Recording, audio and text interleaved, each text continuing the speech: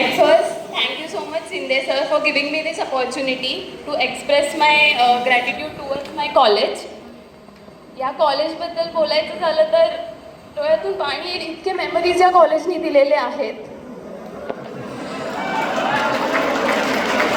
स्टार्टिंगला जेव्हा आम्ही आलो त्यावेळेस आमची स्वतःची बिल्डिंग, आपल्या कॉलेजची स्वतःची बिल्डिंगसुद्धा नव्हती. फार्मसी कॉलेजमध्ये आम्ही सेकंड फ्लोअरला आमचे क्लासेस व्हायचे. त्यावेळेसचा टायमिंग खूप वेगळा होता, म्हणजे मोजके टीचर्स होते आमच्याकडे आणि त्यातून सुद्धा त्यांनी आम्हाला जे जे व्हॅल्यूज आमच्यामध्ये इम्पार्ट केले ते पुढे जाऊन आम्ही फॉलो करतोय.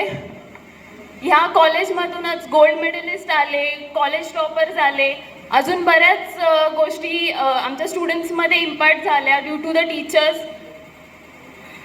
कॉलेजबद्दल बोलायला गेलं तर 2 मिनटं खूप थोडे आहेत तसं बघायला गेलं तर.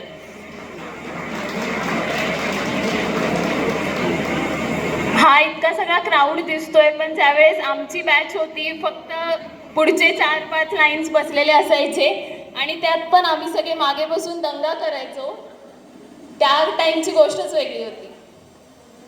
शिंदे सरांनी आम्हाला खूप काही गोष्टी शिकवल्या.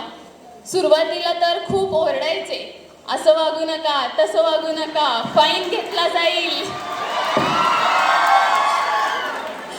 पण आज ते जे बोलले त्या गोष्टी आज आम्ही मिस करतोय, की आज आम्हाला जसं सिद्धार्थनी सांगितलं, आज आम्हाला ओरडायला बोलायला कुणीच नाही आहे. आम्ही ते गोष्ट खूप मिस करतोय. सुरुवातीला फिजिओलॉजी शिकवायला आम्हाला शर्मिला मॅम होत्या. त्यांचा गायडन्स, शर्मिला मॅम म्हणजे एकदम स्ट्रिक्ट. शर्मिला मॅमला बघूनच असं वाटायचं आता फिजिओलॉजी लेक्चर चालू होणार. त्यानंतर सेकंड इयरमध्ये आलो, कोविड चालू झाला.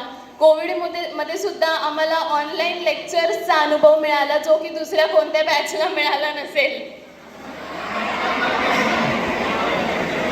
ओके, अजून बरेच टीचर्स झाले. Organon Malhari Suryavanshi sir, doctor Swanand Patil sir,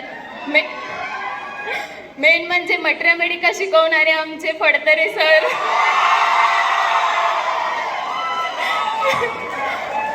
सरांनी शिकवलेलं मट्रेमेडिका आम्हाला आजपर्यंत लक्षात आहे आणि सरांच्या मट्रेमेडिकाच्या अकॉर्डिंग जर होमिओपॅथी प्रॅक्टिस केली तर तो होमिओपॅथ वर्ल्ड्स बेस्ट होमिओपॅथ असेल.